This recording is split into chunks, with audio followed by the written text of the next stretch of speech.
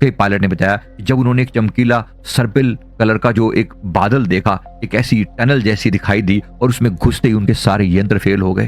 जब वे बाहर निकले तो उनकी घड़ी में बीते थे केवल कुछ सेकंड, लेकिन कंट्रोल रूम में बीत चुके थे 45 मिनट्स। क्या ये टाइम डायलेशन है? क्या समय परिवर्तित हो गया?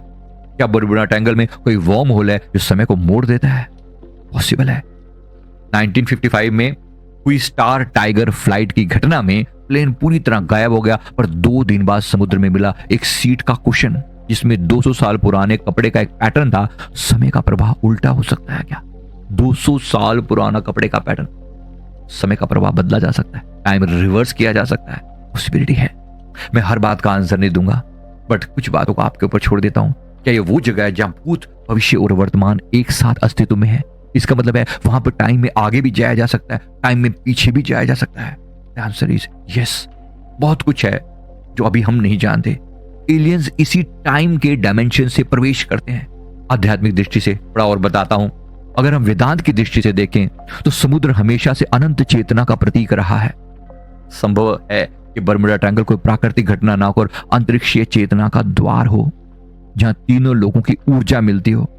क्योंकि जहां मानव की जिज्ञासा रुक जाती है वहीं से आत्मा की यात्रा शुरू होती है। तो कुछ तो है समुद्र की गहराइयों में, कुछ और बेहतर। हमारा यह मानना है डेफिनेटली ये एंजल्स के आने और जाने का ये स्थान है। ये स्थान है एलियंस के आने जाने का। यहीं से दिव्य चेतनाएं भी आती और जाती हैं। एक गेटवे है हमारे जैसे किसी भी शहर के अंदर, कि यहां से अब आपकी सड़क जो है दूसरे शहर को कनेक्ट होती है। जब तक शहर के अंदर है तब तक पता नहीं चलता, बाहर गए तो वहां से एक दूसरा रास्ता खुलता है। सच्चाई क्या है? विज्ञान आज भी बरमूडा के रहस्य को नहीं समझ पाया, पर अध्यात्म कहता है कि हर रहस्य किसी ऊर्जा परिवर्तन का संकेत हो सकता है। शायद ये जगह एलियंस का बेस हो और शायद टाइम पोर्टल भी, या दोनों एक साथ हो सकते हैं।